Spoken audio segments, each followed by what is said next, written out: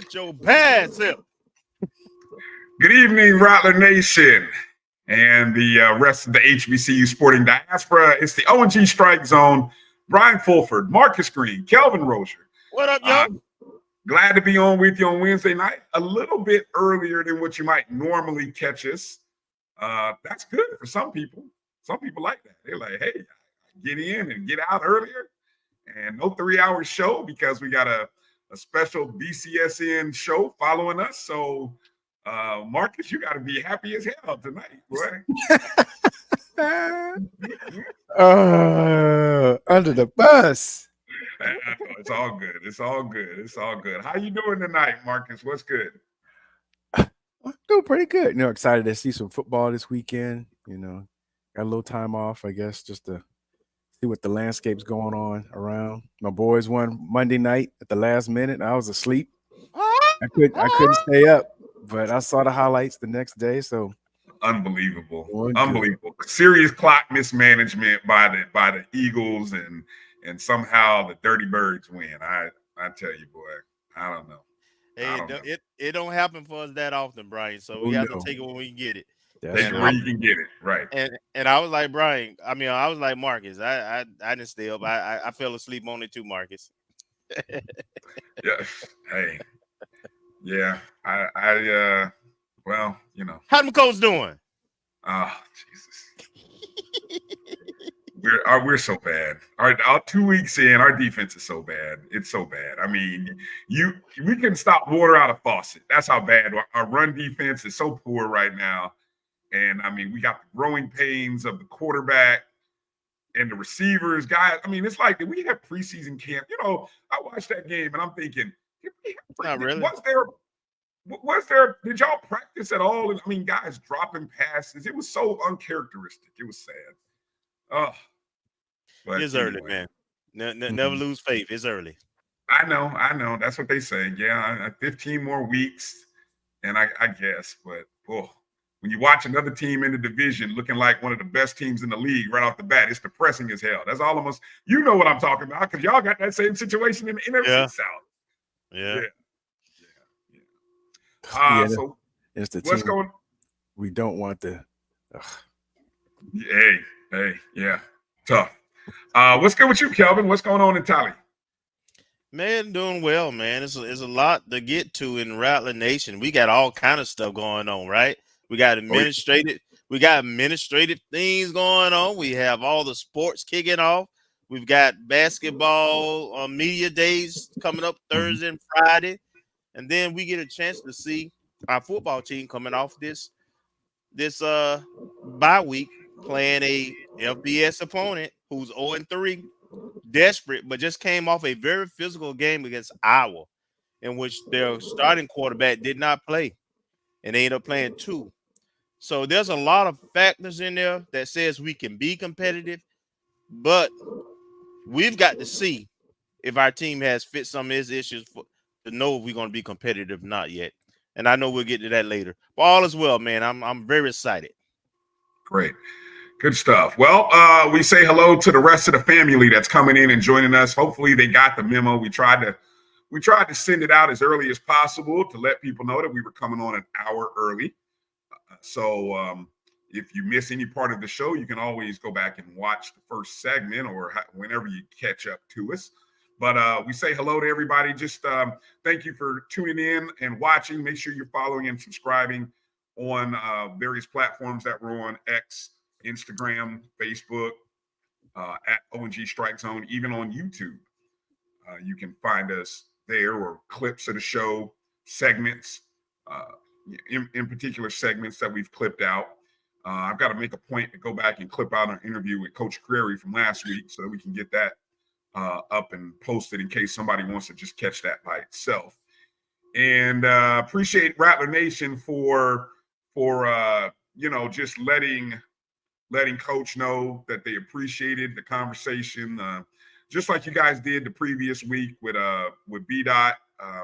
We always appreciate you guys reaching out to our guests and showing them love and letting them know you appreciate them coming on the show. I mean, so it's all cyclical, all helps out. So let's do a quick let's go through the roll call and see who caught the memo and who's joining us early on in the show. Of course, you can always donate to the show if you are watching us on MyJBN Online.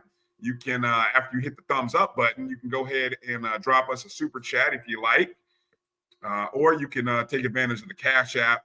Any cup of coffee is great, $2, $3, $2.99, $3.99, any and all helps the network, helps the program specifically, so that we can maybe do some traveling, some live shows, just some things like that. So we appreciate all of the support. Thumbs up, likes, wherever you're at. All right, first one in, we say hello to Jimmy Mack. What's up, J Mac?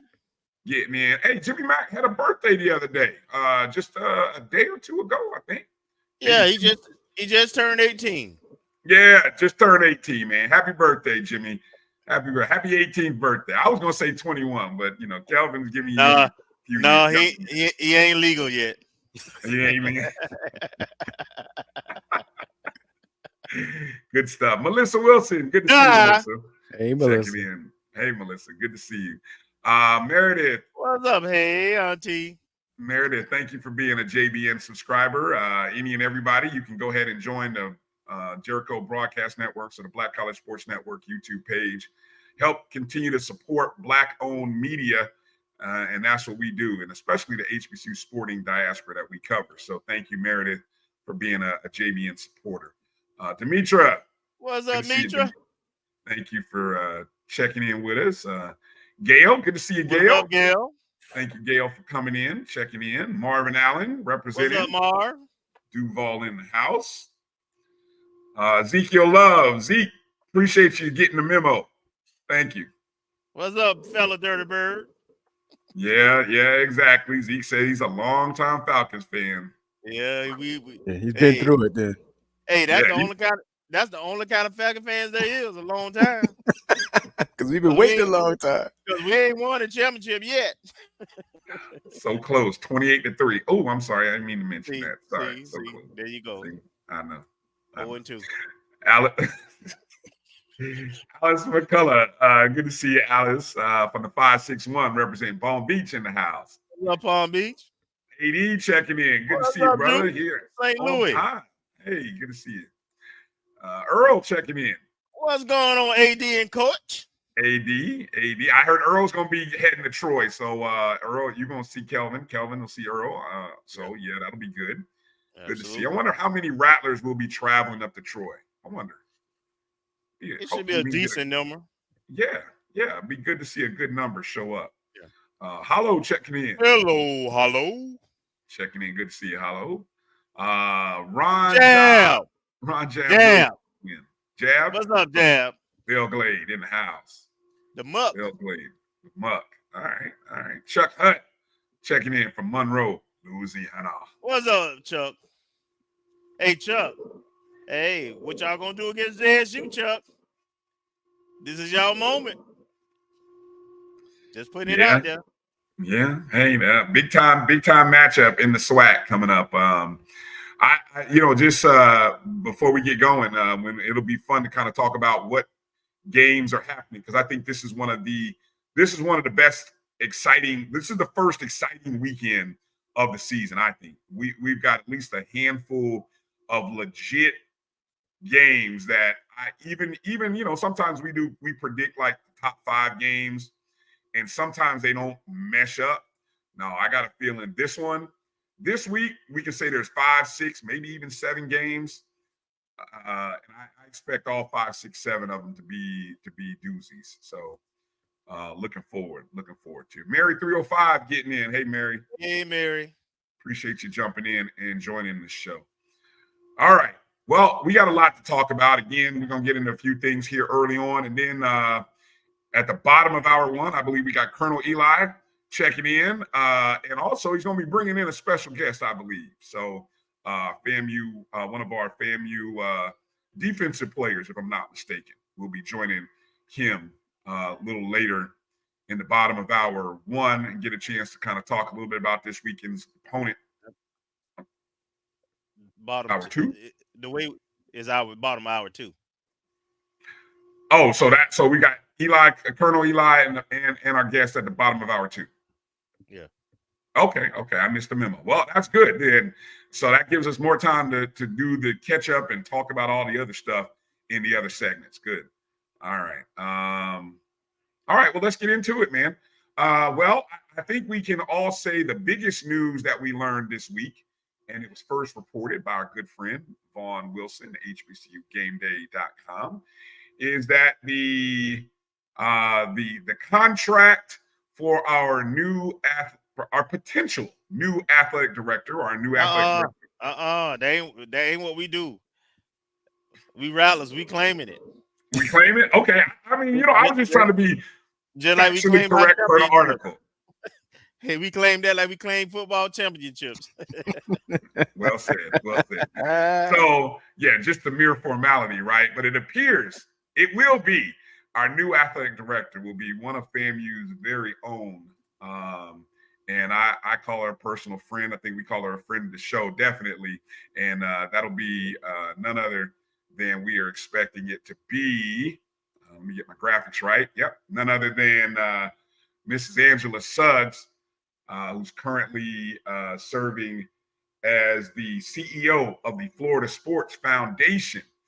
Of course, Angela has deep ties to FAMU.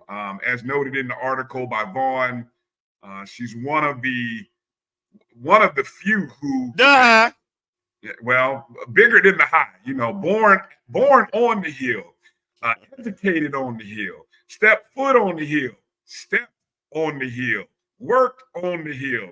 That's right. One of our own is coming back to lead us, and I think this is a good thing. And Angela, Mrs. Suggs, is coming in after serving the past 7 years as the CEO of the Florida Sports Foundation.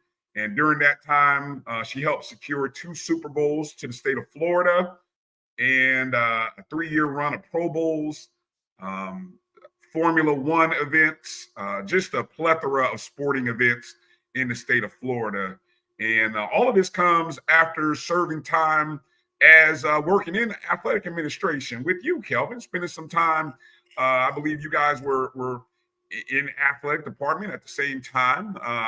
We were not in the athletic department at the same time. However, we were on campus at the same time. We worked a lot together before I came over to athletics. Absolutely. Okay, gotcha. So, of course, the mere formality that we kind of talk about and we kind of chuckle about and we pray, Jesus, that on Friday morning, 9:30, the Board of Trustees has to approve the contract. But FAMU interim president, Dr. Timothy Beard, has pushed this. So it feels like this is going to happen.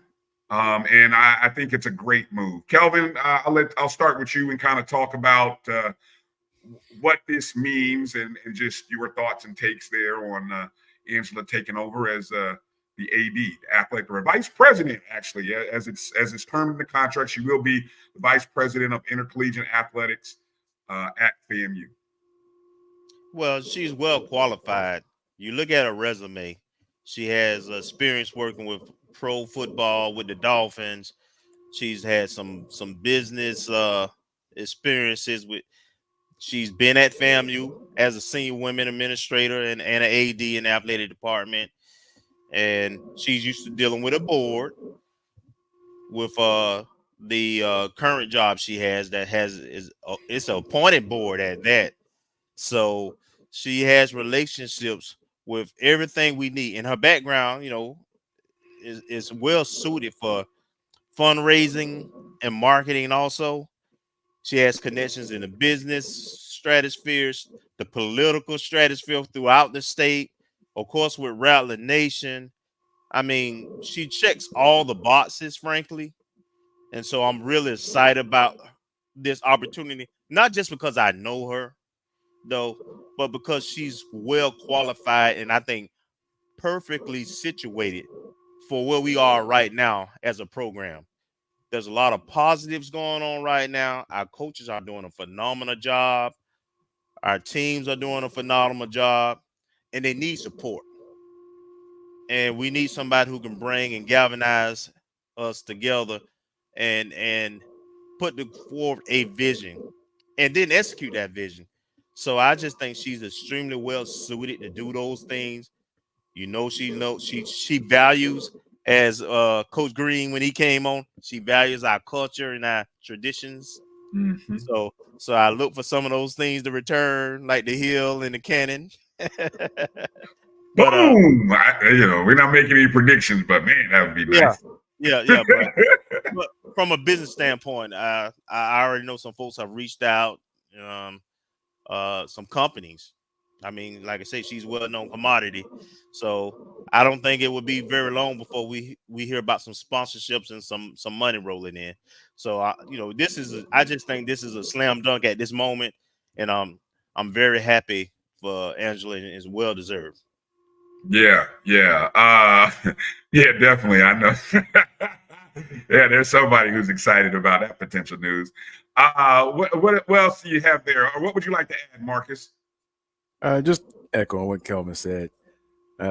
Slam dunk hire, someone who's been born and raised in the FAMU culture, someone who's well qualified, way beyond just potential, but connections that are throughout.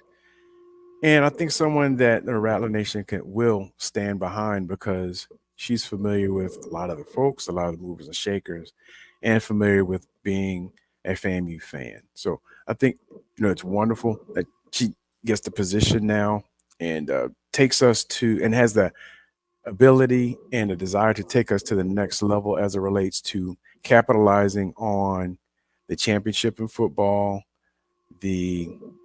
all the excitement around basketball, the excitement around the volleyball. So all of our sports are pretty much at championship level or in championship contention.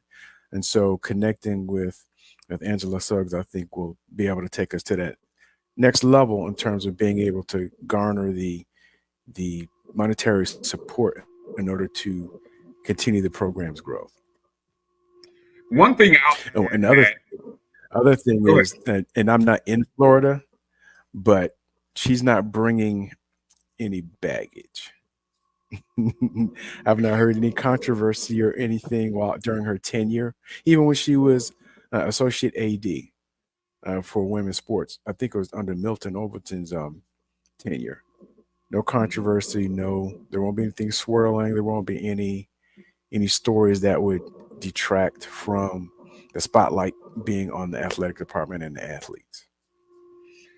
The one thing I'll add is, and the advantage of working in the role that she's had, she's keenly aware. Look, a lot of things behind the scenes are not perfect at FAMU within our state. And I think she's very aware and very up to date and very keen on what things are, what things aren't, and where we have to be if we are to flourish. And I think that's an advantage, for us, because there's a lot of things that aren't perfect, and a lot of things are gonna. I mean, let's be real, folks. Okay, she's not gonna instantly be able to come in and flip a switch and all of a sudden things get right. No, there's gonna be some work that is gonna have to happen over 100 days, 6 months, even a year to 2 years. And one of the things I saw in the contract is that it's a 3-year contract, which I'll tell you is important from the standpoint of we have an interim president, Dr. Beard, right? With any changeover in a presidential president, there is always a changeover. Maybe I don't want to say always, but there is sometimes a changeover with athletic departments if things aren't going great. So I think what you see by the terms of the contract in the 3-year contract is that she has room to not only work under the current administration, but continue to show over the first 2 years of whomever the new president is, that this is a position that I'm capable of doing, and that my plan that she institutes, whether it be in the first 100 days or 3-4 months, and trust me, we will hear about a plan. And that was a source of contention, I think, a lot. We got hit with a lot of things, but we never really heard the plan. She will have a plan, and that plan will be, it'll be some work. There'll be some processes to it, but we'll hear the plan. And I think that's something that will be a big advantage, and that's what we're really excited about. And so I think slam dunk move here, and it's the perfect timing, as you said, Kelvin, perfect timing. So keep your ear out. Obviously the Board of Trustees meeting is on Friday, and we pray that they do what they're supposed to do this time around and move this thing forward. And so sometime, I don't know, late Friday, early next week, we'll get the official announcement that she will officially be the new VP IA of FAMU Athletics. So yeah, good stuff. Yeah, definitely big time applause. Big time applause. So while we have soon to be AD Suggs coming in, we can give props to current interim athletic director Michael Smith, who once again just continues to serve FAMU at a high level, kind of picking up, whether you call it picking up the pieces or being that transition bridge from, now I think this is the third or fourth time that he's been the interim AD. Well, he reported late last week that FAMU has a balanced budget for the 23-24 fiscal year.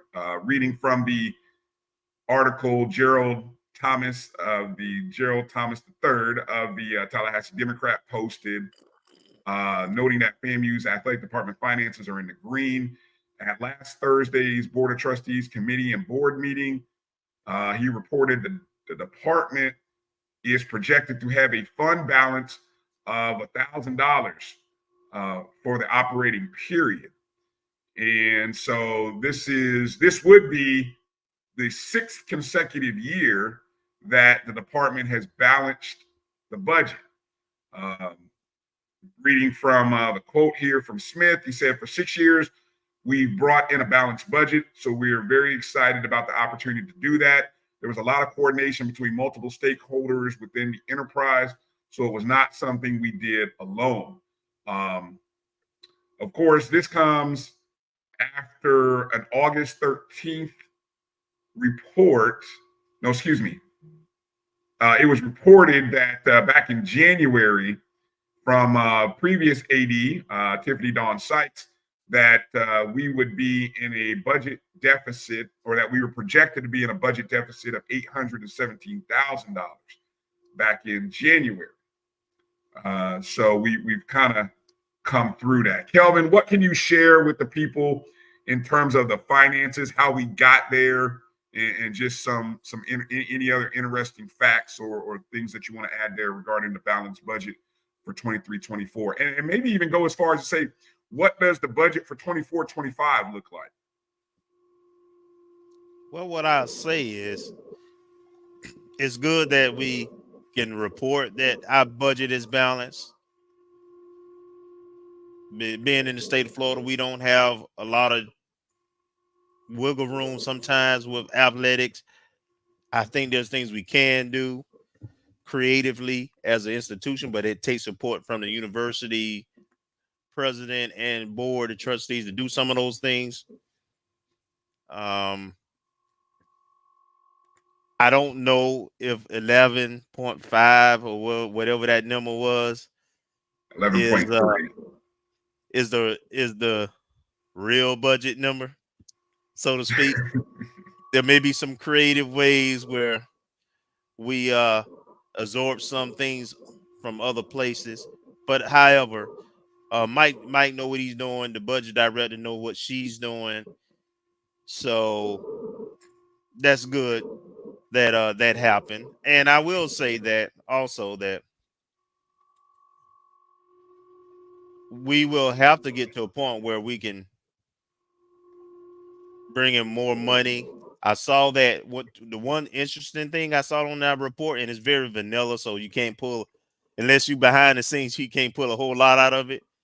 But one of the things that I think was that stood out for me was that ticket sales revenue was down, didn't meet projections, but guaranteed game monies receipts uh exceeded what that ticket revenue projection didn't make, which is kind of how we were able to get to the number we're at. So um, I think if we ever get basketball right, and I got a feeling basketball is going to be close to right this year, and that becomes the revenue generating sport, not just with guarantee games, but actual attendance at Lawson, we can easily see another $1 million increase in our ticket revenue for the year.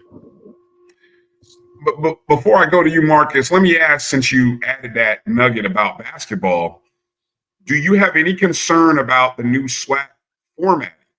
The SWAC format where there will be fewer double headers where you have women's. I mean, I don't know what I think the inventory obviously will increase because no longer will Saturdays and Mondays be men and women basketball. You'll have Thursdays for women only.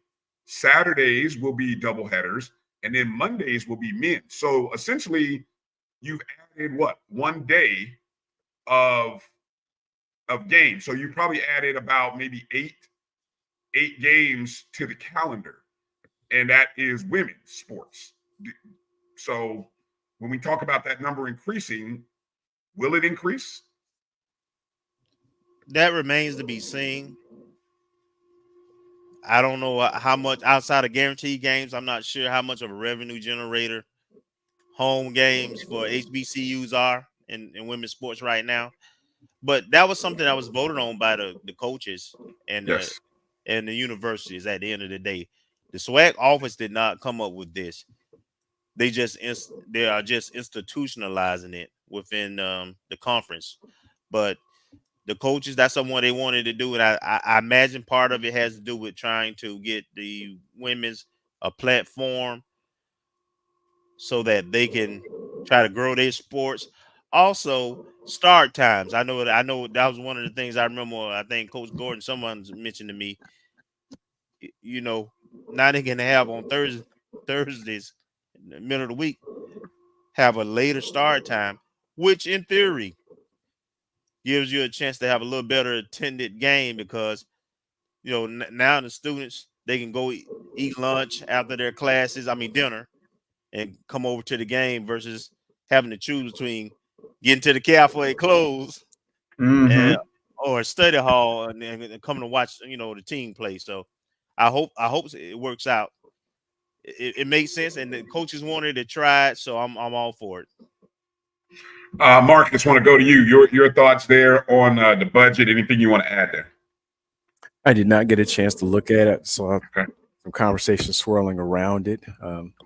So we'll see. I'll get a chance to take a look at it a little bit later. As it relates to the change up in the format, I thought in the spring, I know it was pending, for softball, that they had also extended, instead of having doubleheaders on Saturday, so basically have like a 3-day weekend. I can't remember, but I don't know if that was like a beta test, because I guess they were having doubleheaders on Saturday, but they went to like a full weekend format like Major League Baseball, Friday, Saturday, Sunday. So I don't know to what degree that may have been a beta test, either from a budget or from a viewership or patron standpoint, or if it's completely unrelated. But it's good for the women to have Thursday night all to themselves. And I don't know how much that would allow the SWAC or individual schools to promote it, not only to the local fan base, but how much in terms of if they can get TV viewership, either locally or through the ESPN deal, how much more that makes it more appealing to have it at a later, more of a prime time and be a viable option for televising games. Once again, in a manner of promotion. Mm-hmm. Excuse me. Before we go to our first break, Hollow asked a question, and I think it was answered. I didn't watch the 220 Club, so I think it was answered about the pads. I thought I saw Vaughn with iPads. So to answer your question, Hollow, yes, I do believe that the pads that were donated, and I say that because I think he mentioned the fact that they were engraved. They even got a case for them that had FAMU basketball on them. So I do believe that they have been delivered or received and possibly delivered. You guys, anything to add there? Did you see the 220 Club today? I did not, but I know Vaughn said they were coming in last week. So okay, yeah. So I'll go ahead and hold on to this, Hollow. And when I see Vaughn, he'll probably check in. We'll see him. Yeah. Okay. So I thought I would. Yeah. Marvin said he showed them today. So thank you, Marvin, for confirming. I thought I saw him with them. And so, yes. Okay. A couple other people confirming. So yeah, definitely. And one thing I'll say about the 220 Club, and we'll kind of table this and pin this to go to break. Vaughn gave a great presentation. So if you missed the 220 Quarterback Club luncheon today, you can go back on YouTube or go check our Twitter timeline if you need the link, because we did tweet it out when it went live around noon. But Vaughn gave a great presentation on what the funds were, how they were going to raise them. I mean, it was so detailed. I mean, again, when we talk about the things that inspire people to want to give, it's the visuals, it's the details. If you tell people what we're raising money for and how we're going to raise it, people will give. And a great plan. Now, we may, I don't know if time allows, we may get into a bigger discussion about what our support organizations are doing and how they're doing it. But I'll tell you, what I saw today from Vaughn Wilson of the 220 Club is what every support organization for athletics or a sport should be doing. There you go. So I think I'll table it at that. Allow us to go to our first break, come back. We'll talk about another FAMU athletic grant, and then we'll kind of get into talking about some of our sports, because even though football was off, we had some other sports that were playing, and boy, did they get some work done doing what they do. And so we'll talk about that and more right here, the ONG Strike Zone, right here on the Black College Sports Network. We'll be back right after this break. If you think all pads are exactly the same, think again. This is Always Ultra Thins reinvented with the Always Triple Protection System. This pad wicks gushes 90% faster, absorbs even more so you can feel dry, and locks odors in. Rethink your pad for up to 100% leak-free and odor-free comfort with the totally reinvented Always Ultra Thins. This is always like never before. The Cuvée Group is a Florida-based marketing and training consulting firm. We help businesses communicate to their target audience and engage them in conversation. We also help to expand their audiences, which will ultimately result in growth for those organizations. In addition to being a certified constant contact specialist, my colleagues and I are also certified in John Maxwell Leadership Principles. We use these proven principles to conduct workshops, training, and private coaching sessions for individuals and companies looking to take things to the next level. Contact us to schedule a free consultation. Issues today, don't delay, call Cuvée. Nope. Nope. Come on, him. Ooh, I like him.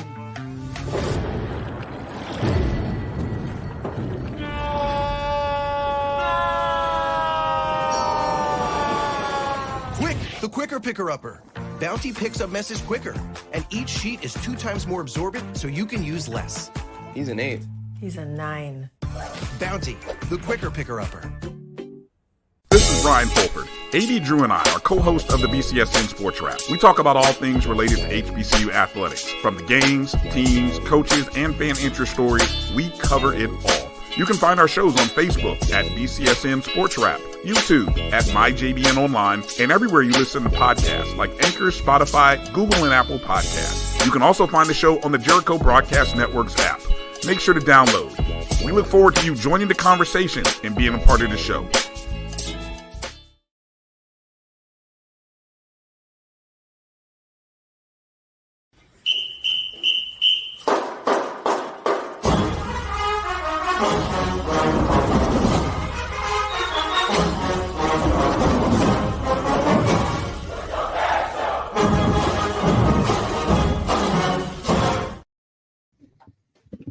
All right, welcome back to the O&G Strike Zone. Bryan, Kelvin, Marcus here. Glad to be back with you. We're a little bit earlier than what we normally come on for. Normally we're 8 Eastern, 7 Central.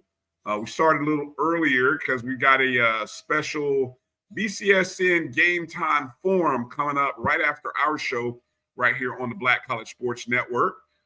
So coming up at 9 o'clock Eastern, we've got a great panel of athletic administrators and just people who are knowledgeable about HBCU athletic revenues with our own, FAMU's own, Colonel Greg Clark, AD Wheeler Brown, Robert Valls, who's a former commissioner, I believe, of the, I think he was the commissioner of the SIC, as well as Leon Carey, former CIAA commissioner. So they will all be a part of this panel. Roy Evans, our CEO, and Dr. Kenyatta Cavill will lead this panel. So make sure to tune in 9 o'clock Eastern right here on the Black College Sports Network following our show. Hey, Bryan. Yes. Let me just point out, you got 2 Division II commissioners and an AD at a couple HBCUs, a current sitting VP of foundation at Alabama State, and then of course the guru himself, Dr. Cavill. So that is a excellent panel to talk about that subject, and I definitely be tuning in because I'm sure there's some great information that's going to be shared with that panel. Yeah, definitely. So again, that's 9 o'clock right here on the Black College Sports Network at MyJBN Online on YouTube, mybcsn.net, or you can also probably watch it on X as well. Those of you who are going out to, if you're heading up to Troy, before you head out of town, if you're in the Tallahassee area, go ahead and hit your local Krispy Kreme. Get that Dean Dozen. Good friend of the program, Kelvin Dean, wanted me to hit up Rattler Nation and remind you guys as you're heading out of town to just as you stop by Krispy Kreme, let them know you want that Dean Dozen, and take that on your tailgate with you, and try not to eat the whole box in the car ride up. Especially you, Kelvin. Though you don't need that much sugar on the ride up. So I know you're gonna buy a dozen, but don't eat the whole box, please. I make no promises. Yeah. So again, shout out to Kelvin Dean. Again, the Dean Dozen at your local, any Tallahassee Krispy Kreme is where you can pick that up. So shout out to Kelvin. All right. One more note before we get into talking about the sports teams. FAMU Athletics secured $87,000 from the NCAA's Accelerating Academic Success Program, sometimes known as AASP. This is a single-year initiative grant that comes in for the 24-25 academic year. This was spearheaded by Senior Associate AD and Senior Women Administrator Brittany Johnson. FAMU was awarded this grant which requires a matching fund of $17,400 from the institution. So it almost brings it up to a total of $100,000, a little over if you do the math. Under Johnson's guidance, the committee was comprised of Dr. Ebenezer Oriaku, who is the faculty athletic rep, Markel Broussard, athletic admin, Coach Gokhan Yilmaz, our volleyball coach, Carrie Hickey, and Ronnie Mackey Jr. of athletic academic support to review historical data on APR and graduation success rates, current FAMU APR trends and resources that will directly impact student athletes. The grant will ultimately assist in enhancing the student athlete academic support area through technology upgrades, academic facility enhancements, and programming for our student athletes.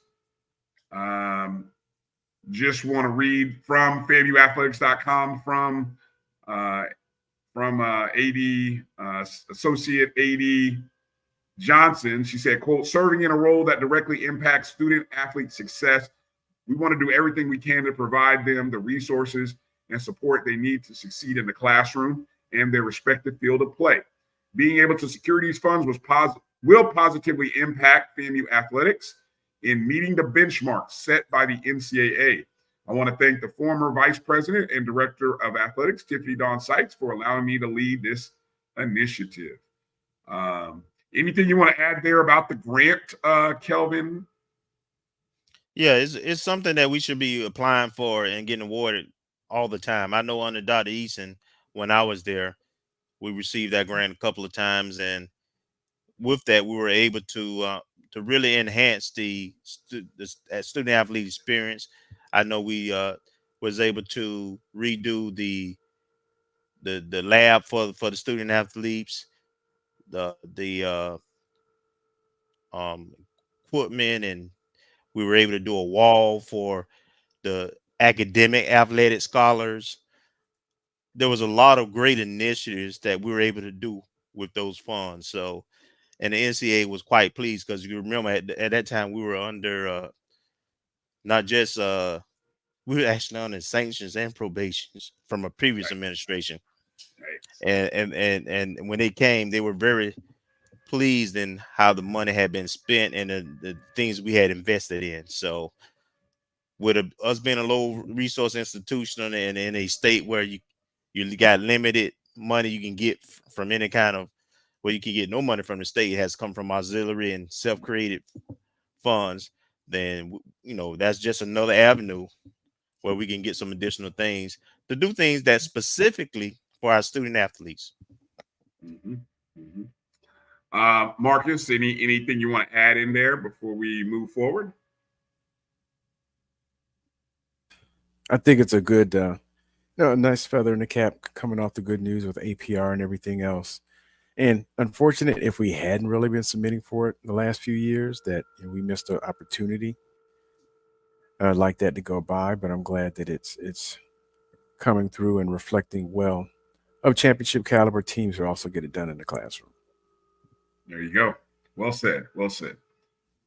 Let's transition over to the volleyball court because the Lady Rattlers are 7-3 on the season. What was that you were doing there, Marcus? Yes, they're 7-3.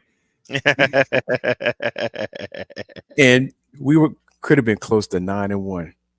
Yeah. Because some of those matches against like Georgia State, Yep. Two of those matches I think were by a point or two. I mean, two of those games, two of those sets were by a couple points and could have gone either way. It should, could have pulled those out. And similarly this past weekend. Yeah, this past weekend, FAMU went 2-1 on its trip to Louisiana, which highlighted a 3-1 victory over Incarnate Word. That was the first game of the 3-3.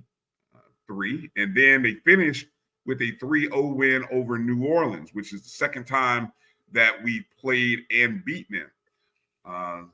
The Rattlers have swept UNO, as they are known, University of New Orleans, twice. So 3-0, 3-0. on the road and at home. FAMU, we were working on a 5-game winning streak after beating Incarnate Word to start. So, I mean, just imagine, I mean, we're rolling. And that's one of the things we talked about, guys. We did talk about the team they had their challenges last season in the non-conference, right? And they had plenty of 5-set matches, and we came up short. This time, I don't think we're even coming into a bunch of 5-set matches. We're just winning matches now in the non-conference season. I think we had one. We did. Remember. I can't remember which one. I seem to recall at least one of them going 5. Maybe a couple weeks ago, but yeah, quite the turnaround in terms of our non-conference slate. And once again, I can't remember what Coach Gokhan said last week. One of these teams, either McNeese or Incarnate Word, might have been one of the best non-conference teams that they're going to face. And if it was Incarnate Word, then we could have. Yeah, probably McNeese. They got us. Yeah, and it was what 23-25 in the first two. The first 2 sets was 23-25, so we were right there. And then the third set, I think there was a pretty decent point differential, but I mean the first 2 sets could have gone either way. Yeah. Brooklyn Watts recorded a team high 39 kills during the Louisiana trip, with 18 come against Incarnate Word. That tied for the second most in a SWAC match this season. Jada Rhodes posted double-doubles versus Incarnate Word. That's 11 kills and a team high 17 digs. And then she did it against Uno with 10 kills and 10 digs. Tionos Galamez, she totaled 29 digs against Incarnate Word, the most recorded in a SWAC match this season. Let's see. Other notes here. Brooklyn Watts has recorded a double-digit kills in every match this season. She currently leads the team with 3 double-doubles. Jada Rhodes has 2, and Alexandra Koleva has 1. And just a note here, keep this running here. Coach Gokhan is 8 wins away from achieving his 100th victory as the head coach at FAMU. So keep that in the back of our head, guys, so that we can make sure to time it up as to when that might happen. So, of course, when all of that good stuff happens, you know what that means. Player of the week. Players of the week, the week. And we got co-offensive player of the week, Brooklyn Watts. Co-defensive, player of the week, Tionos Galamez. And the setter of the week, Alexandra Koleva. So congratulations, Brooke, Tionos, and Alexandra for having a great weekend and doing what they do. And thank you to the SWAC and the people who do the recognition and honors. So congratulations to those ladies. So what's ahead this weekend for the Lady Rattlers? Lady Rattlers are traveling back into the Louisiana area, right, for the Raging Cajuns Classic. Again, the Lady Rattlers are 7-3, best record in the SWAC. Okay, just so you know.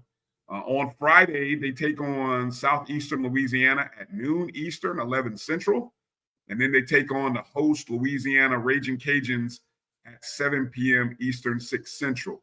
On Saturday, the 21st, that's supposed to say Saturday 21st, my typo. They take on Jacksonville State at noon Eastern, 11 Central. All of those matches, live stats will be available. I'm not sure. I don't think any of them will be streamed online, sadly.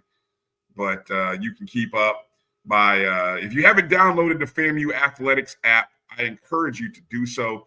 And even set your notifications, because the great thing about the app is after those sets, you get score updates. So there's nothing like getting score updates on your phone, especially if you're not really paying attention, or you might have forgotten, and all of a sudden, oh, dog, I forgot we were playing at noon or 7 o'clock, and then boom, you start getting your score updates. So encourage you guys, folks out there, Rattler Nation, the family, make sure you go ahead and get locked in with the FAMU Sports Athletics app on your Google Play and Apple App Store.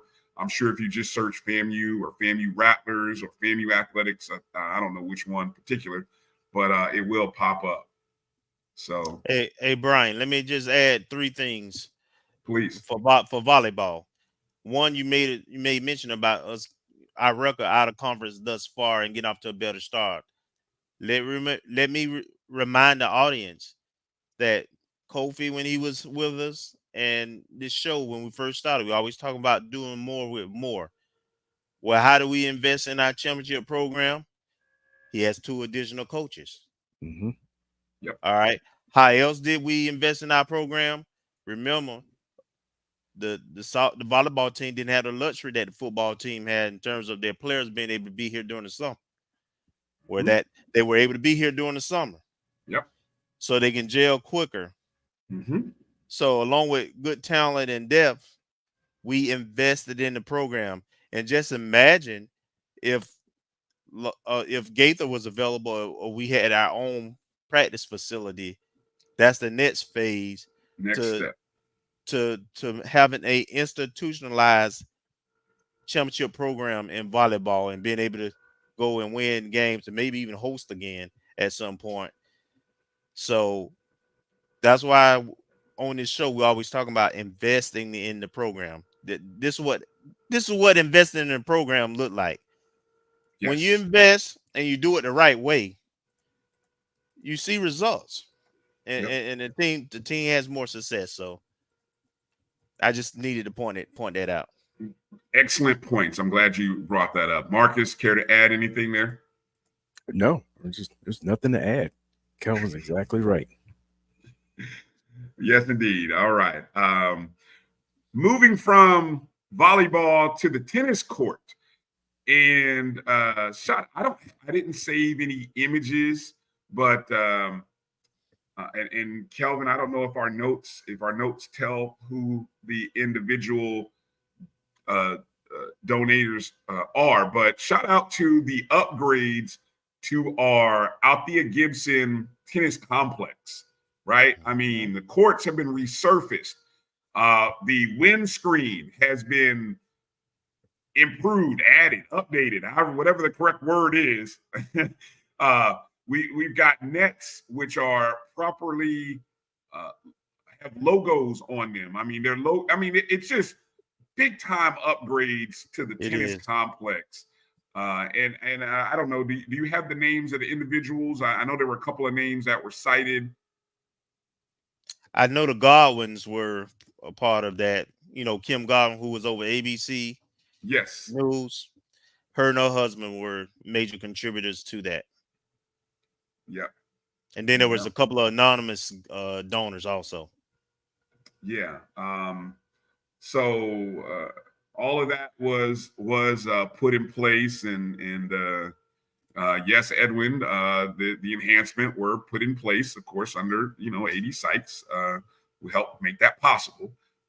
So good stuff. One thing that I didn't hear because I had to step away during the 220, and I know EA was in the chats of the 220. We were asking sort of similar whether the technology upgrades were done. And I know prior to the season, they were able to actually stream matches because we watched. I mean, you guys, hopefully you tuned in and you watched via FAMU Athletics YouTube. You were able to watch matches this past season. And I know there was some conversations about the technology upgrade. So I don't know. I would like to presume. No. Okay, so I see. We still got things. We still got things that we got work to do. Okay. Yeah. Okay. Yeah. Okay. All right. Well, so but But it's tennis surface, the nets, the benches for the players, and the ref booth. All of those things are branded with the Rattler logo. The Rattler head what has been done is actually beautiful. All new fencing around the complex with new windscreens. So much needed. From a HBCU standpoint, it's really nice. What I would like to see is, some shading cover over the stands, where the bleachers is what we have right now, and actual indoor facility for tennis because of the weather here in Florida. But right now, we've had a championship program for a long time, and we want to continue that, and this will hopefully help to continue to help coach be successful. Yeah. And we'll get Nick on here to talk about it. Yeah. Well, I started with that because the tennis program, the tennis team is back on the court. Our championship tennis program is back, and they're going to open the season this weekend in College Park, Georgia, for the 23rd annual HBCU National Tournament, which is taking place at the South Fulton Tennis Center in College Park, Georgia this weekend, beginning Thursday through Saturday. Coach Nikki says, quote, "We are excited to play in our first upcoming tournament to see how we are progressing this fall." Of course, the Lady Rattlers came up just short of winning their second consecutive SWAC tournament championship after winning the regular season for the second consecutive season. So we're still a young team.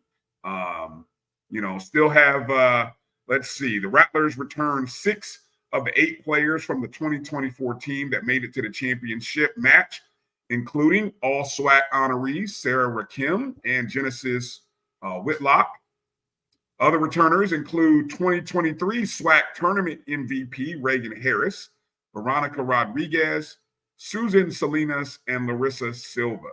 So we still are a strong team going into this season. And I believe, if I'm not mistaken, Kelvin, didn't we won this tournament a couple of years ago, 2 years ago. Yeah. 2 years ago with a very young team.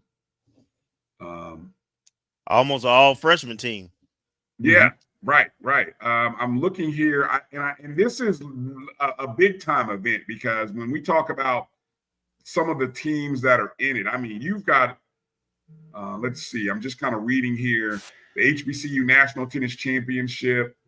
Every year we have over 15 collegiate institutions, over 30 men's and women's tennis programs, close to 250 plus players. I don't see the actual, let me see if I see the actual programs. I don't think that's up yet or posted. But I know anybody who's anybody is at this. So, it's kind of funny. A lot of sports have a quote unquote HBCU national championship at the end of the year. I like that this is at the beginning of the year. And so somebody gets to kind of go into their season and conference season in the spring with their chest poked out a little bit, saying that we're the best team, and also with a bullseye on their back. So yeah, I mean, there's that too. But it's one of those honors, and this is a great event. So congratulations and kudos to these folks for 23 years. Anytime you can have that kind of sustained participation, that's a positive thing, right? Hey, and to that point, Bryan, Atlanta has a monopoly on HBCU championship and tournaments right now. The MEAC baseball, SWAC baseball, SWAC men's and women basketball now, the football, MEAC SWAC challenge, as well as Celebration Bowl. And then, we still have the Gar Lucas baseball tournament we do there. I know the other Olympic sports have tournaments that they softball being one that's trying to get there. So Atlanta is doing a lot of things when it comes to HBCU athletics, and I'm liking it. Yeah, it's enticing, Marcus. They trying to draw you back now in the South, into the South. Well, they trying to get you. They like, man, it just feels right. Like, given the number of alumni that are in the Atlanta from just various HBCUs, it just makes sense, doesn't it? I mean, it is the hub. I'm not opposed to being in other places, but I mean, it's kind of like the Super Bowl. I feel like the Super Bowl should be in 4 to 5 places and it just be on a rotation. It should be South Florida, New Orleans, Los Angeles. Give me another one. Maybe even Tampa. Vegas. And Vegas. It should be just on a 5-city rotation like that. Or San Diego. Well, if all San Diego has to do is build a stadium, if San Diego would build a stadium, that's true. I mean, shoot. I mean, they would gladly add San Diego. What about Arizona? Yeah. Oh, there's the Arizona. Yeah. So I mean, and then you got 3 West Coast, 3 East Coast, and I mean, it should just rotate like that every 6 years and just be done with it. I mean, those are perfect cities. So what I'm saying is, HBCU sports being in Atlanta just makes sense, and so it's just a perfect fit, perfect place to be. Yeah. All right. Agreed. Let's take our next break. Coming up after the break, let's get into talking about this football matchup this weekend coming up against Troy. Coming up at the bottom of hour 2 here as we get into the 8 o'clock hour. Our normal start time as we start to see some of the family who didn't get the memo, who are coming in joining us. We appreciate and love y'all still. Yes, we started an hour earlier tonight. Sorry that you didn't get the memo. Go ahead and make sure you get those notifications and bells turned on. But we're gonna get into talking about this matchup. We've also got some special guests coming up at the bottom of this hour. And I don't know if we want to do it early or late, but the FAMU women and men's schedules are out. They've been released. And of course, tomorrow, our women are going to be in the SWAC Media Day, with Friday being the men. And if you guys check your email, I sent you a little bit of eye candy regarding our women's basketball. PG, of course, everything PG. But check that out. Check that out. And a lot to be excited about for our women's basketball program. So coming up and more, you're watching the O&G Strike Zone right here on the Black College Sports Network as we get ready to go into the final hour of the show tonight. We'll be back in just a moment. It's never too early to plant the seed, to share the tradition, and instill a sense of pride in your HBCU with your little ones. HBCU Pride and Joy Children's Boutique helps you share your school spirit with a wide selection of adorable kids apparel and accessories officially licensed from your favorite HBCU. Visit hbcupridejoy.com and follow us on all social media at HBCU Pride Joy on Facebook and Twitter. Supermarket sushi, really? No. Wait, Troy, you work here? I'm never not working. Like Head & Shoulders Scalp Shield technology, up to 100% dandruff protection, even between washes. Never not working, huh? Oh, Troy, you're such a good teacher. Yeah, I know. Never not working. Never not working. Never, ever not working. Are you serious? Never not working. Dandruff protection that's never not working. Head & Shoulders Scalp Shield technology. Hey, grab me one too.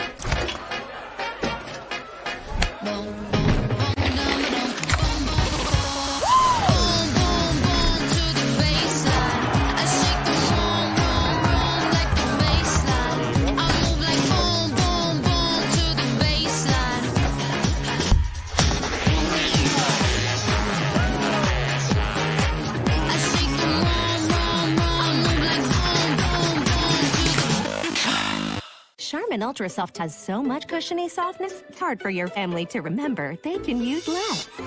Sweet pillows of softness. This is soft. Holy Charmin. Oh, excuse me. Roll it back, everybody. Sorry. Charmin Ultra Soft is so cushiony soft, you'll want more, but it's so absorbent, you can use less, so it's always worth it. Now, what did we learn about using less? You gotta roll it back, everybody. We all go. Why not enjoy the go with Charmin? This is the Dean of the College of HBCU Sports, Kenyatta Cavill of Dr. Cavill's Inside the HBCU Sports Lab with Mike Washington and Charles Bishop.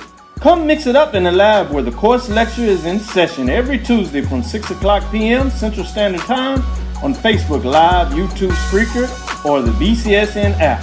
as we discuss all things about the HBCU sports culture, including exploring the week that was in the sporting HBCU diaspora, as well as the upcoming week of HBCU sports. With me, the Dean, the College of HBCU Sports, on Dr. Cavill's Inside the HBCU Sports Lab with Mike Washington and Charles Bishop. Course lecture dismissed.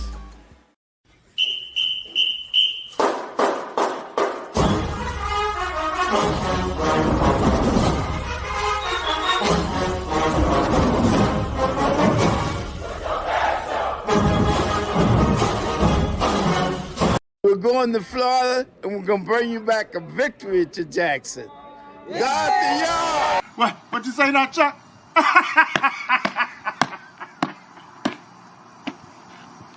Man, you a plumb fool, man. It never gets old. Welcome back to the O&G Strike Zone right here on the Black College Sports Network. Bryan, Kelvin, and Marcus. We say hello to the family that's coming, that's checking in and catching up with us. A lot of good friends of the show checking in on YouTube, MyJBN Online. Those are on Facebook as well. You might be watching us via Instagram Live or X. We say hello to you and thank you for joining the show. Let's see. Got a special announcement here from good friend of the program, Tamara T, checking in. Wanted to remind those of you who, if you know a currently enrolled Rattler, encourage them to attend the career fair next Wednesday from 10 to 3 in the Lawson Center. So make sure to share that. Those of you, if you know somebody or if you got a Rattler in the family or a friend of a friend, encourage them to go ahead and attend next Wednesday, 10 a.m. to 3 p.m. I always enjoyed those back in the day. Hey, set up some internships. You ain't got to be a graduating senior or grad student. You can set up some internships and just network. Get your name out there. Get your resume. Get some pointers. It's usually a very big group of companies that are part of that, and FAMU has a strong brand and name. They looking for our students, so absolutely, it's definitely worth the effort. And you probably coming out with multiple offers if you got your stuff together. Yeah. So definitely glad to see Tamara's there, heading that department up. Glad that she's a friend of the program, and we're working on some things with her department as well, trying to make some opportunities. And she did say that there are right now 193 employers looking for interns and full-time hires. Wow, that is awesome. 193. So that is going to be an awesome career fair, a great opportunity for Rattlers of all age groups there to benefit. So again, if you know a Rattler, if you support a Rattler, you got a friend's family that has a child. Even Melissa Wilson said she'll be there. So there you go. Love it. See, making things happen here on the O&G Strike Zone. So please make sure. And Tamara, just if there's any flyers or informations or social media stuff that we need to share, you know how to reach us. Send us that so we can make sure to tweet that out, and you know we will. So we'll definitely encourage Rattler Nation there. Also, before we get into talking, I want to remind everybody about the reason why we came on an hour early tonight is because coming up at 9 p.m., our CEO, a Rattler himself, Roy Evans, along with Dr. Kenyatta Cavill of Dr. Cavill's Inside the HBCU Sports Lab right here on the Black College Sports Network, we are doing a fan forum where we're going to talk about how the HBCUs increase their athletic revenue. And we've got a great panel of speakers. FAMU's own Colonel Greg Clark, along with A.D. Wheeler Brown of the Carlos Brown Show, former SIAC Commissioner Robert Valls, and Leon Carey, former CIAA Commissioner. As Kelvin said, we've got two former commissioners. What's Colonel Clark's position right now? VP for VP the foundation. at Alabama A&M. Yeah, at Alabama State. Alabama State. Oh, I'm sorry. Yeah, don't get that wrong. Alabama State, sorry. And and Wheeler Brown, who, of course, has been an athletic director, I believe, at Jackson State, as well as, I think, Fort Valley State, among other places. So, again, that's going to be a nice, exciting panel coming up right after our show at 9 o'clock, right here on the Black College Sports Network, MyJBN Online, at MyBCSN1, the number 1 on X, and, of course, MyBCSN.net. All right. Where you want to go? Basketball? Save basketball for the end of the show, or you want to get into this football talk? Let's get into this football talk. All right, let's get into this football talk while we can. All right, so the Rattlers are taking on Troy. I almost said State, but they're not State anymore. It's the Troy Trojans. No longer Troy State. We first met them as Troy State when we first met them a long time ago, man. I tell you, those are some battles. And that is where the Rattlers will play. That is, I believe it's Veterans Stadium. It's 30,000 seat stadium, upgraded by about 12,000. Of course, we first remember them as a former they were a 1AA program right there with us. And their stadium was actually smaller than ours until they moved up and made some upgrades. So that stadium actually seats about 30,000 now. So nice looking facility, at least from the pictures that I saw online. Of course, going into this contest, we are no strangers to each other. This is the 7th meeting between the two programs. FAMU comes into the contest 2-1. Troy is 0-3 on the season, and under their current head coach, they are 0-9. So their current head coach is looking for his first win of his career and tenure at Troy. So, boy, no pressure, coach. Talk about pressure on him with this meeting. Of course, the last time we met was 2018. They beat us 59-7. We know where we were back then. But as you can see, the first meeting was all the way back in 1984. But for many of us, Kelvin, Marcus, for many of us Rattlers, it's that period from the late 90s, man, 96, 98, and 99, when we were meeting them in the Division 1AA playoffs. That 96 game was a heartbreaking loss, 29-25. But we turned around 2 years later in 98 under that was the Mad Bomber. And if I'm not mistaken, was that in 98, that was our first playoff win since we won the national title, correct? Mm-hmm. Yeah, it was our first win. And I think it was our first time hosting too. I thought we hosted 99. Was that the next year we hosted? We hosted in 98. No, it was Thanksgiving weekend. Yeah, 99 was Quinn was there. That was in Troy. I was at all these games, but yes. Okay, I know you were there. So 98 we hosted, and that was our first win. So again, that was Patrick Bonner leading that team, the Mad Bomber. That was a great season that year, 27-17. And then the 99 year was in the quarterfinals, 17-10. And that was we were on the road. I think we had beaten Appalachian State in the first round. Yep. Shocked them because their coach was even like, whoever did the seeding, well, I remember the quote, whoever did the seeding was wrong. Because we were not I don't know what our seeding was then. Like 15 or 16. But we didn't win but we didn't win the conference, remember? We didn't win the conference in 99. TSU was number 1.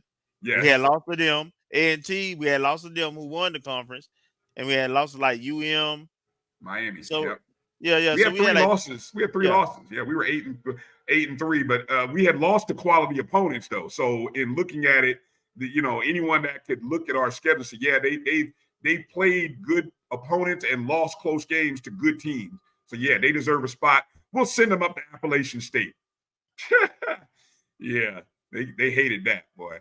But yeah, so we lost that contest. Won that contest, and then won the 99 contest against Troy. Yeah, Marcus says he was there.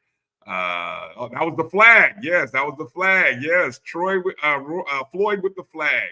Yes, indeed. What a memory. What a memory.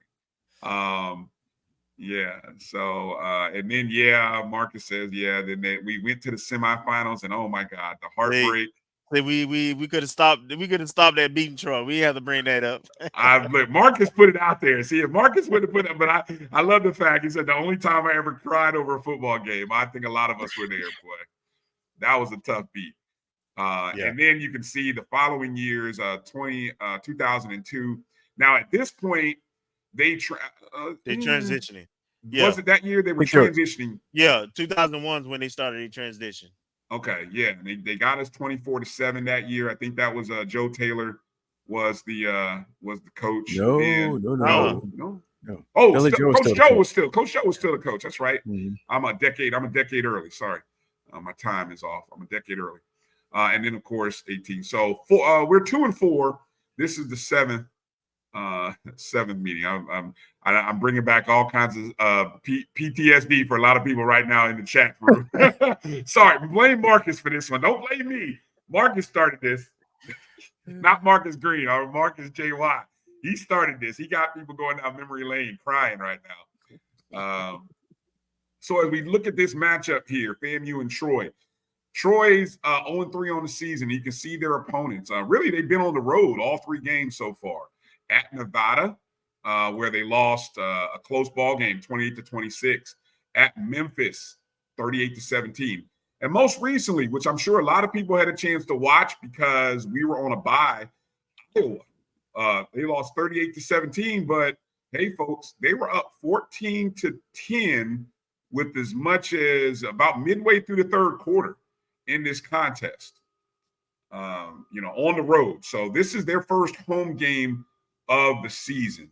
And just to give you a little background on what Troy has done this year, their points per game, just averaging 21 points a game, but giving up 34, almost 35 points to their opponents. And I will say that is a good Memphis squad. Of course, we saw what Memphis did. They went to Florida State, beat Florida State. That was a good Memphis team. Iowa, a good team. That's probably going to be an 8-9 win Iowa team. Offensively, Troy averages about just under 300 yards a game. They're giving up 400 yards defensively. Tough to say what they do best. Maybe in the air. As you see, the rushing yards per game, about 105 rushing yards per game and 193.3 through the air. That's an average of the 3 games. They've been susceptible to the run. If you want to say where defensively has been their weakest point, it's been rushing. They're averaging 236 on the ground. That's what they've given up per game average to Nevada, Memphis, and Iowa. In the air, they're a little more stingy. They've only allowed 172. But to be fair, Iowa's not a passing team. I'm not familiar with Nevada much, but I know Memphis likes to throw it in the air, though. But, so that's that. You guys want to add anything here from this? I got one other graphic about one of their top players, but anything you want to add there about Troy from this point? Marcus? Well, it'll be a good test for us. I don't know to what degree their record is gonna, if it really belies what to expect, just because they had a wide receiver who absolutely went off last week against Iowa. And they're still an FBS team with FES level scholarships. And I don't know if he hit the portal or not, but actually one of the sons of a FAMU football player was playing running back for their 11. He graduated. He graduated? Okay. He in the NFL. Okay. He with the Chargers. Woo! Woo. We had to worry about that. But Al. Yeah. So, I don't know. I mean, we'll see what happens. Yeah, I'll add, Bryan, that I'm more concerned about FAMU. The first 3 games, we have not played up to our potential. Our defense, I still have questions. We don't have that guy at any level of the defense right now. We don't have that edge rusher who you have the double team or always look out for. We don't have the guy in the middle like Isaiah Major who making plays at key times. And on the back end, nobody's throwing over to bowler side for the most part. So, and we have no turnovers on defense. So I know Coach said he worked on things that we need to improve on. I'm looking to see, do I see that on the field, right? We didn't take everybody to Miami, or not everybody dressed out against Miami. As we saw, Miami put 62 on Ball State. They on, and they put up 5 on Florida in the Swamp. Miami's a legit team, right? They're a top 5 team right now. So this gonna tell me more about us from what I see from our team. Slow starts, all 3 games. We've been behind, get off the slow starts, and ball security on offense, and finding our identity and our rhythm on offense. This game will be competitive. This is a quote unquote winnable game, but just like when any FCS plays a FBS team, everything has to go perfect. The margin of error is so small. Slim. Yeah. That but just like the South Florida game, it could be one of those games where we're in it into the fourth quarter. And that is my expectations if we clean up the things that we didn't do in the first 3 games. I think about the last 2 FBS opponents we played. Early in the first quarter, we've turned the ball over deep in our own territory and given our opponent short fields. Mm-hmm. You can recover when you do that against similar competition, maybe even some of these teams in the SWAC. It's hard to do that against the FBS opponents. And I recall that we've done that. That memory comes through now. When you mentioned USF, I had forgotten. That was, so looking at this contest, can we play a clean first quarter? Can we prevent giving up short field in the first quarter of this contest? Because I think if we can do that, we can. It's all about what? Giving yourselves opportunities to win, not taking away opportunities, right? Right. Yeah. So I think that's a big part of it. The young man that we mentioned that I think all eyes are going to be on. And if I'm not mistaken, I think Coach was talking about the young man from Troy. And doggone if I didn't write his name down. I did all the numbers, but didn't even forget. I forgot the young man's name. Isn't that ridiculous? Somebody number 7. Yeah, number 7. Look like this. I don't care what his name is. We know his number.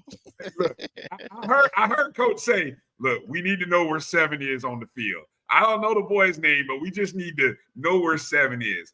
As you can see against Iowa, he had 5 catches for 142 yards, 2 touchdowns, and he had a punt return. So talk about making an impact. And I mean, look, if I don't know, don't punt to him. Oh, look. Look, I think we talked about this. Like, whatever you do, play the odds away. I don't care if you got to kick it out of bounds, punt it out of bounds. Don't kick to 7. Memo, special team, Doc Gamble. I know he used to emphasize this. Don't kick the 7. The punter, Trey Wilhoit. Don't kick the. I don't know if we got a 7 on the scout team, but if he's standing on the left side, then kick it far to the right. Whatever you do, don't kick the 7. Put it high in the air. We don't want to give this young man an opportunity. But this will be a great challenge. Because look, Restrepo from Miami. Look, that kid's going to be a future pro. And now this young man, I believe, is only about 5'11", 5'10", 5'11". But still, he showed his abilities against Iowa. So yeah, we're going to have to keep our eye out on him. Any other standouts from Troy that you look when you guys watch? And I know you guys watch, whether it be the highlights or watch the games. Can you, Devontae Ross? Thank you, Sam Gilbert. Thank you, appreciate you. Devontae Ross is his name, just in case anybody wanted to know who 7 is. I don't. I just know 7. Lucky 7. Just know where he is all the time. Can you extrapolate anything when you watch Iowa or when you watch them play Iowa? Were you able to extrapolate anything from that as you watch them and you think about us? I actually watched the Memphis game, the entire fourth quarter of that one. Second half mostly. So I watched them a couple of times this year. And I think I heard one of their players say this in their media thing 2 days ago. I think they're finding themselves, right? They don't know where they lay their hat, so to speak, and they have struggled defensively until this Iowa game. I don't know if they knew who their playmakers are. And I also say Iowa's not an offensive juggernaut. They struggle offensively, so it might be a combination of the two. We'll see. We have the ability to stretch the field and toss it around a little more. We probably got a little more speed, so I'm just interested to see if they have found their identity, as one of their defensive guys said. One of the upfront defensive guys said he think they found their identity and they just need to double down and do better what they did against Iowa. I think the one thing that will translate is that they've played three physical games, really good teams. We coming off a bye. I mentioned that their quarterback didn't play. Their starting quarterback didn't play against Iowa. He was hurt. There's two other guys who played split time against Iowa. They should be a little bit banged up. Mm-hmm. They should be a little banged up. So that should translate in the game.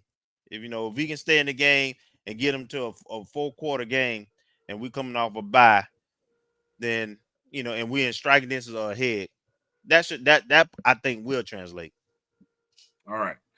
Well, let's get ready to take a break, because coming up after the break, we're going to talk to Colonel Eli Patrick, who's going to join us, and we got a special guest coming up.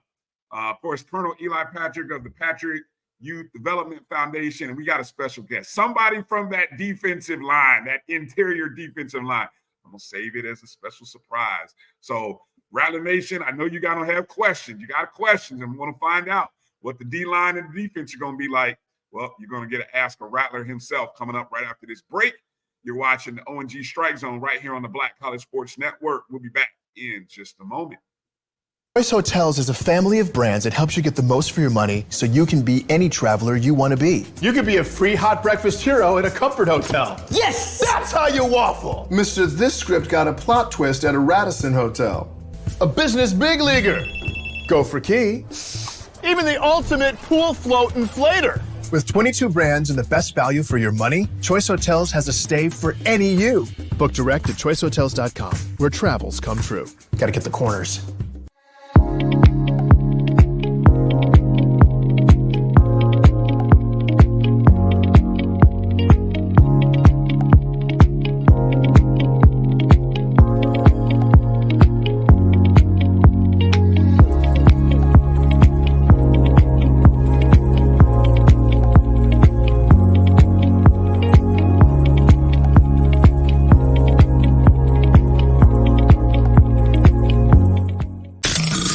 Human Voice has always connected audiences with experiences. Major brands all across America have trusted Kever's voice time and time again. Conversational, powerhouse, intelligent, and sincere. That's the voice you need for your creative marketing process. KEAVERSVOICE.com. Kever's Voice, Kever's Voice, KeversVoice.com. Always on, all the time. Since 2002, Empowerment Resources, Inc., a nonprofit organization, has empowered more than 1,500 youth and adults in Duval and surrounding counties through its programs Journey into Womanhood, Girls Mentoring, Life Skills for Teens, and Parenting Education Coaching. To get involved with programs, volunteer, or donate, visit www.empowermentresourcesinc.org. Follow us on social media, facebook.com/empowerment.resources and instagram.com/empowermentJAX.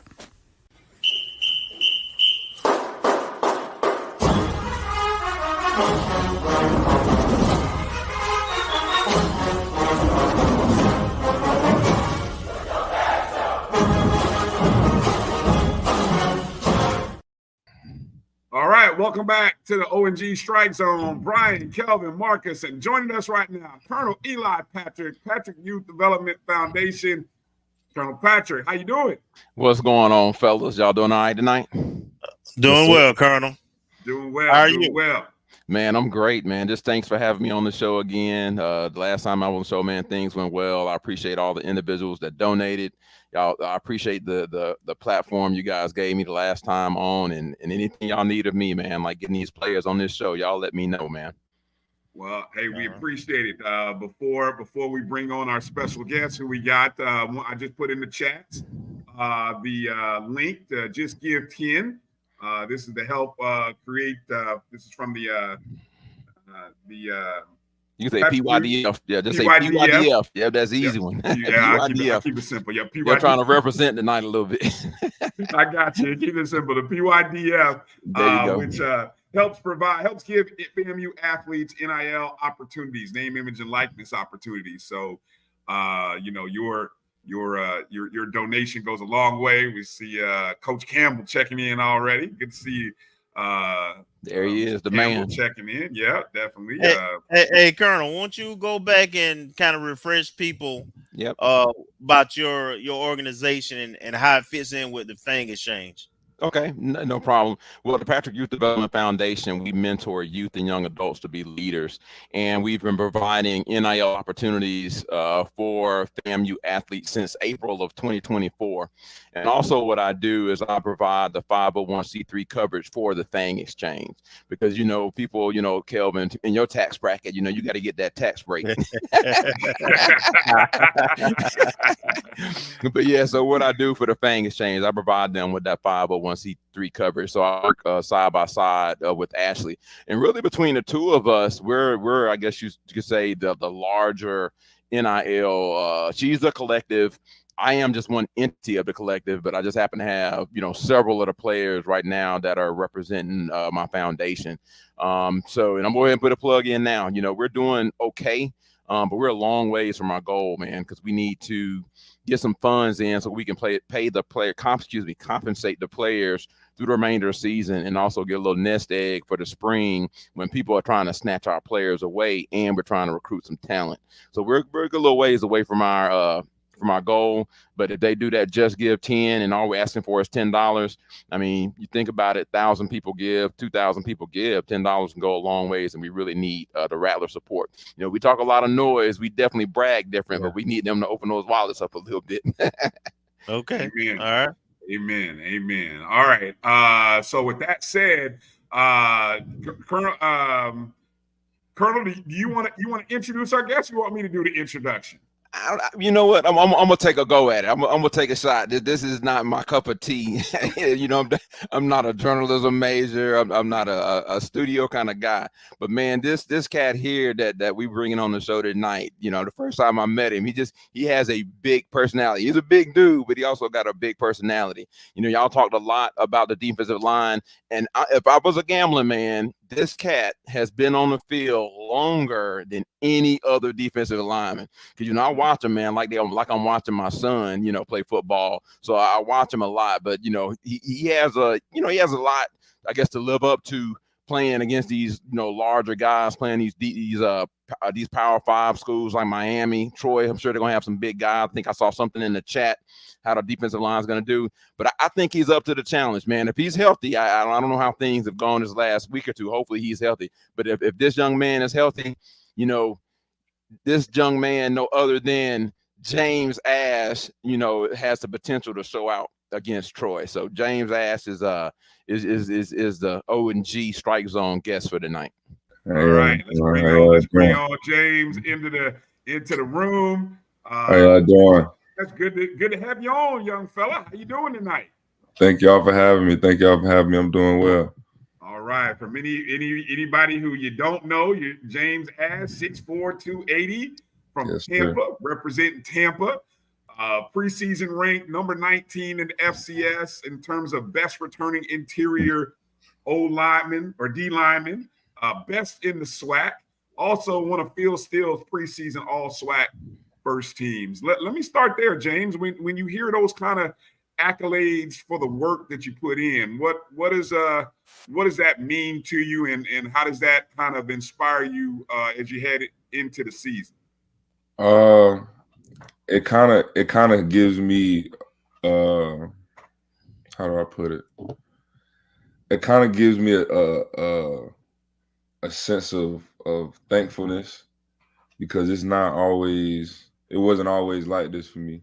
Because it was always, I was at Wake Forest when I started out, and it was rough there, had problems there. I couldn't get my groove on how I wanted to. But then just seeing how I came back and bounced back and just have so many acknowledgments now, it's like it's a blessing, and I can't be more thankful for it. It's definitely been deserved based on the work that you've been putting in. So let's get into the first part of the season. Obviously, the first 3 games, you start the season in Atlanta against some tough opponents, Norfolk State, South Carolina State, and then you travel to Miami, and then you kind of have a bye week. And I think 4 weeks is kind of like the first quarter of the season almost. So yeah. Give Rattler Nation an evaluation of not just your performance, but also the defensive unit in the first quarter of the season. Based off my performance, I feel like I always try and go out and just do my 111. Never try and do more than what I need to do. It's never about me. It's about the team first and foremost. I feel like how we performed in the first 3 games, it wasn't to the best of our ability. We still have a new team where we don't really know how we mesh together and how we click well. But I mean, with this last bye week and how we practiced this past week, it's been nothing but shooting stars. We've been balling out. I can't lie. It's been different. So I can't wait to see what we'll do when we come out for week 4. Nice. Go ahead, Kelvin. What you got for James? Oh, you're on mute. Oh man, I can't hear you. No, he on mute. Okay, cool. Hey, so first of all, James, can you sing? Can I sing? Yes. Nah, I can't sing. Look, I play around when I'm in the field house, but I can't sing, man. I can't sing. Well, you got that Barry White baritone voice going on there, man. Sound like you can blow. No, man, I can't sing. I wish I could. Okay, all right.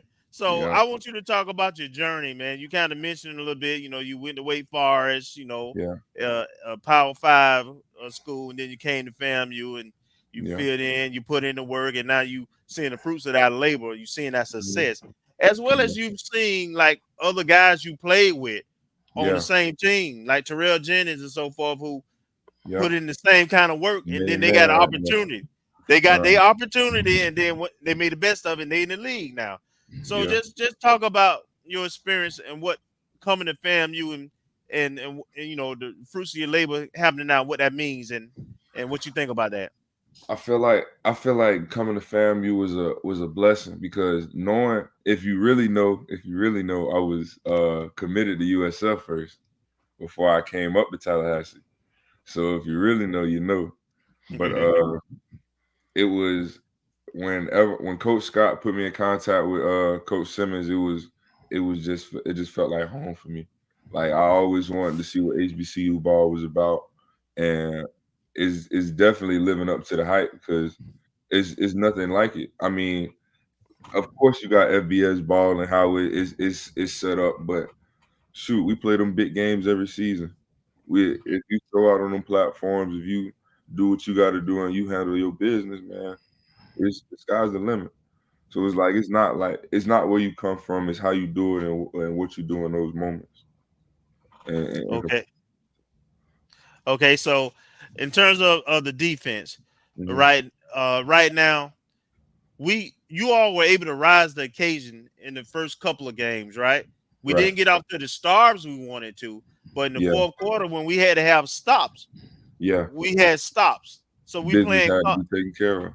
So we played good complementary football.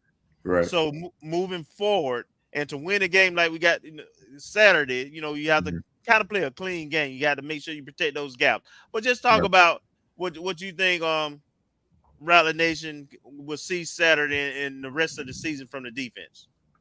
From the defense, I feel like we'll come out much faster this week. We won't have as many hiccups as we had in the first few weeks because it was just small, minute errors that just needed to be taken care of. It's all about the details. And with us having this 2-week break, or not even a break, this 2-week work session, like it was a blessing for us because it gave us time to really sit back, focus on the details, craft our craft while we were, trying to work for the main goal, which is this Saturday. Awesome. Great. Thank you. What do you got, Marcus? Mr. Ash, thank you for joining us this evening. I guess my question is, can you share about your journey when you first came to FAM? And there was a lot of people, a lot of senior leadership, especially on the defensive line. And now you've gone from, I guess, what I would call perhaps a reserve role to a leadership role on this team coming off of a championship. Can you describe your journey and maturation from then until now? It's funny you say that because whenever it was like, even though me and G, I call him G Hunt, I know y'all all remember General Hunt. Yeah, my dog G Hunt, man. Like, even though we was the same age, Zaylan, all of us, it was Stan Smith. It was all of us. It was all of us on that line, man. And it was like them boys was leaders to me, and I just played my role. You feel me? Because I was just coming in from Wake. I didn't really know the defense, how they knew it. They knew it like the back of their hands. Some of them came to FAM from high school, so it was like they knew it. So when it came to me having to be a leader, it was like, dang, I don't know if I could do it how they did it. They snapped. They did a good job. We're like, dang. So it's like I always feel like I got big shoes to fill when it comes to being a leader. And I just try and strive to be the best I can be every day. My guys know it, and it's like sometimes they'll catch me slipping and they'll check me on it, And it's just with me being who I am, I gotta respect it. It's never you can't tell me what to. Nah, it's never been that. I've never been that type of person. So, and even if I do flash out, if it comes down to it, like if we messing up or doing something wrong at the end of the day, like I'm gonna always run it back and come back and make sure that we're still on the same page. There's never no disconnect on that, Mm-hmm. Thank you. Perfect. Colonel Patrick, you got any questions there? You want to ask James? Yeah, I'll just ask one. Just how has the experience been? Having the opportunity to go out and do the football camp that we did, and because James has been with us since the beginning, he got an opportunity to do a football camp. He got an opportunity to go to the high school to talk to some kids. How has that been working with the kids? I'm sorry, I got to stay hydrated. So but now it was fun, man. It was great watching them little guys go around and fight their hearts out, ready just to compete, man. They wanted to compete. When it came down to the 40, the 5, 10, 5s, we doing all types of relays and we just doing drilling. Like, that's just what it is. Like, if you're really trying to put in that work and be a guy, you got to put in that extra work. So just seeing them enjoy that extra work just felt great because it was like, you don't see that too often. You don't see too many people loving to get on that grass and go to work. Yeah, and it was a good look. I think I mentioned it last show, but Marvin Wilson had a camp during the summer, and I think it was 7 of our guys worked the camp, and basically we were the camp. It was all FAMU out there for the most part, and Ash was doing his thing, motivating the kids. And I ain't gonna lie, man, it had to be like 100,000 degrees out there too. Man, it was hot.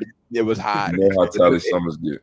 It was hot, but everybody had a great attitude. They had more kids than they expected, and Ash also got an opportunity to go out and talk to one of the high schools with, I believe it was JG. Matter of fact, I'm looking at the picture now. It was JG and Ashton.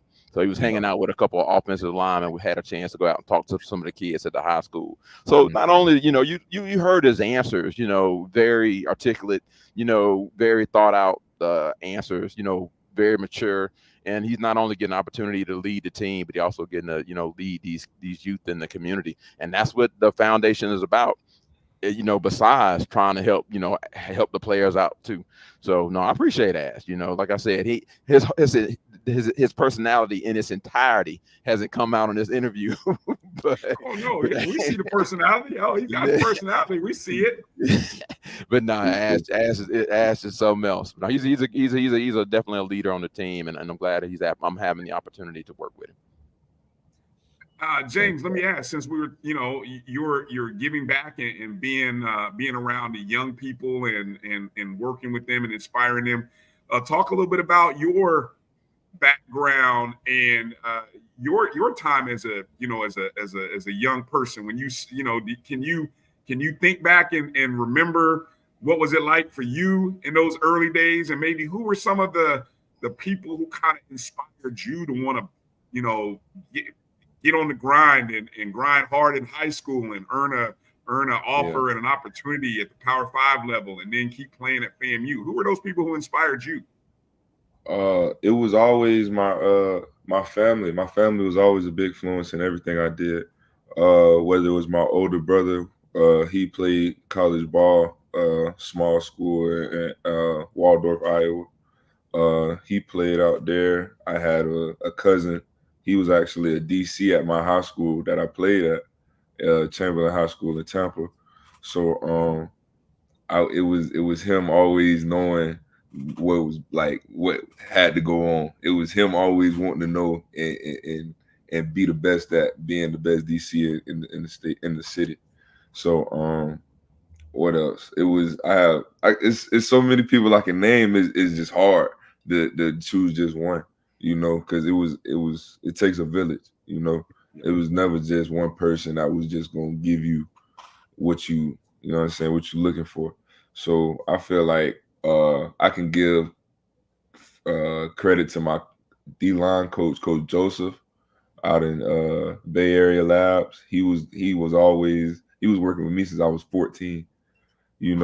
I've been doing it was going out getting on that grass at 14.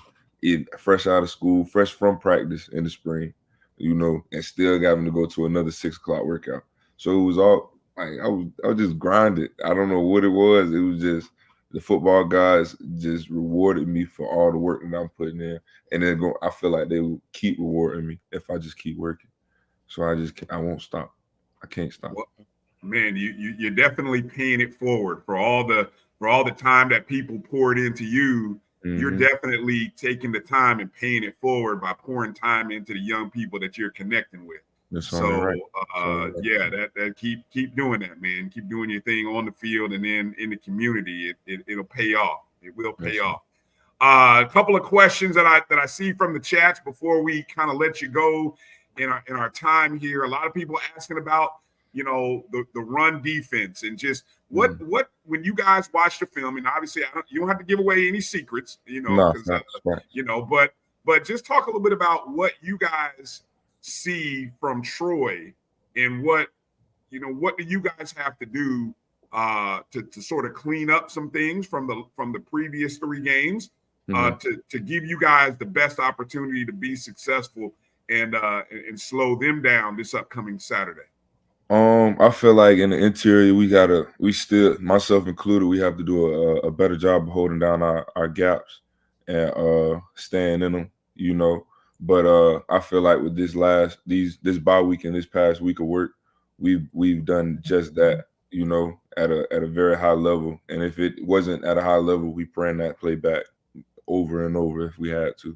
So I feel like I'm real confident that our play in the interior. Our edge guys, they're ready to go. They already know what it is. Keep contained.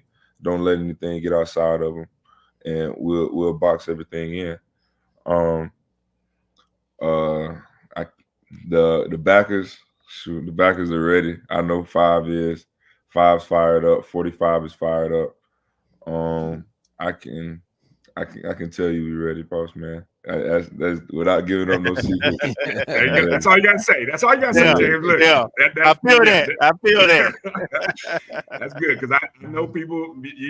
Y'all hear it. Y'all hear the talk. So I mean, but it's good. We believe in y'all, and y'all believe in yourselves, and so it's just time to show up and show out. I got a good question here from my guy EA in the chat. He said, take us inside the thought process when the O-line, when you're the guys that you're battling on the other side, when they've got that momentum going and they're moving the ball on the ground, and you guys might be a little tired. What is that mental mindset? How do you guys stay connected, locked in when the other side is on the momentum like that?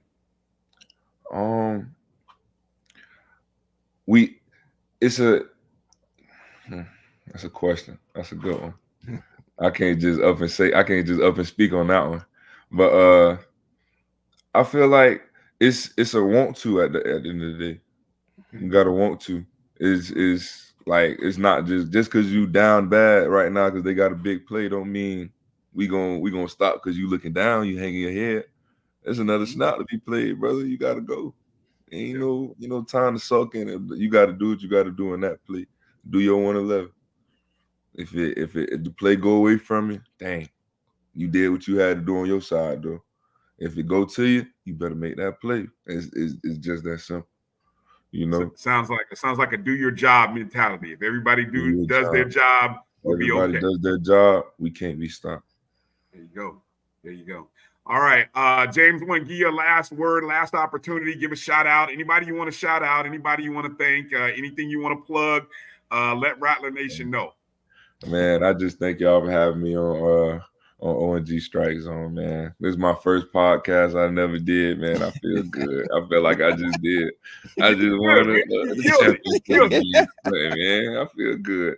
But I just thank y'all so much for having me, and wish we could do something like this again soon. Hey man, anytime, you got something you want to promote, anything you want to share with Rattler Nation, you always got a home. You're an official friend of the ONG StrikeZone, man. So anytime, anywhere, any place, even if it's social media, you tag us, man. We'll make sure it gets out. Or if you want to come on in, man. You got a home, always right here. All right. Thank you so much, boss man. Appreciate y'all. All right, man. Be safe. Have a great Saturday. All right. All right, I will. Thank you. Hey, take it easy, Ash. All right. Let's see. Go to here. Hey, Colonel, before we let you go, I want to give you a chance. Any last words that you want to share with Rattler Nation? Kind of what Ash just said, man. I appreciate you guys for bringing me on the show, just getting the opportunity to let everybody know about the NIL efforts that we're doing with PYDF. Definitely don't forget PYDF. Don't forget about the Fang Exchange because the players need you. We do brag different, but we definitely need to open those wallets also. I appreciate you guys putting the link out there. I will be at Troy, so I hope to see the other Rattlers there. I don't know what colors we wearing, but it'll be either orange or green. but I'll be there rooting the guys on. And again, guys, I appreciate y'all 100%. Definitely, and we appreciate you and appreciate the PYDF and everybody. You saw the link. I'll make sure to put the link in there again here to make sure to continue to support so that we can keep creating those NIL opportunities for athletes. You're on mute, Kelvin. Go ahead. I know you want to get one more thing in there. You're on mute. Tonight. Can make sure we give now while it's fresh on our mind. We got championship players, championship programs. We got people like Colonel and Ashley who giving up their own personal time without being compensated. So least we can do is support them. Appreciate it, man. Yeah. Yep. Shout out to Steve who linked me up with you guys too, man. Always a prayer. Yeah. Coach Campbell. Coach Campbell. Yes, sir. Bishop. There it is. All right. Hey, appreciate it, Colonel. Hey, safe travels up to Troy. All right. Make sure to get one of those Dean Dozens and hit that Krispy Kreme up. Like I told Kelvin, don't eat the whole box on the trip. Don't eat the whole box. Give some away, but you have to stop and get that Dean Dozen on the way up. All right. That's what's up. All right. We'll holler. All right. Y'all take it. I'll take it easy. You too. All right. Hey, Bryan, everybody ain't like you. What do you mean? What do you mean? Eating a whole box. Oh, wow. That's a good one. Nice comeback. Wow. Okay. There's the link in there. Just give $10 there. Support the PYDF, creating those FAMU NIL opportunities for our athletes, especially guys like James Ash. Look forward to seeing what those guys do on the defensive line, man. Good stuff. Okay, as we get ready to wrap up the show here, because again, coming up in a few minutes on the Black College Sports Network will be our fan forum discussing NIL opportunities. So in about 10 minutes here, so I'm just setting myself a timer. We're going to have that panel coming up. Roy Evans and Dr. Kenyatta Cavill, along with Colonel Greg Clark, A.D. Wheeler Brown, former Commissioner Robert Vowles, and former Commissioner Leon Carey, coming up tonight right on the Black College Sports Network. If you want to find out how can HBCUs increase the athletic revenue, this will be a great panel, great discussion. So make sure you share it with people at MyJBN Online on YouTube, at MyBCSN1, the number one on X, and of course, MyBCSN.net. All right. All right. Let me see real quick here. A couple of things, couple of hitters here regarding the football stuff. Just in case anybody saw, it's a bye week. There's a scores. Anything in particular you want to mention from the scores that you saw from week 3, Kelvin or Marcus, quickly? Gremlin struggle with D2. Alabama A&M struggle with NAIA. No, whatever that's Commerce is not a D2.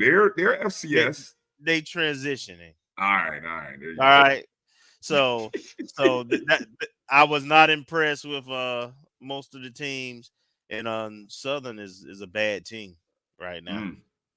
I did go back and watch that game. I didn't watch it live, but it's a bad team. So I don't know how much I can take away from that game. What about you, Marcus? Yeah, I watched a little bit of the Southern game, and I was like, I know there are some folks who are hoping for a little bit more competitiveness and perhaps even I don't know if you call it an upset, but I'm not sure. It seems like they're still a little unsettled, at least Southern has been. And Grambling with the overtime, and like you're saying, that's a transitional FCS team. Don't know, but I expected probably a little bit more domination on Grambling's end. I didn't catch any of the other games, but we'll see now. In the next couple of weeks, we're getting into the throw of conference competition. So this is where the rubber hits the road. And the Stanford Alabama State game, I did watch the end of that. If Eddie Robinson went on the hot seat, he might have got himself on the hot seat with some of that coaching. Oh, wow. Yeah, between the first game and that game, it was kind of brutal.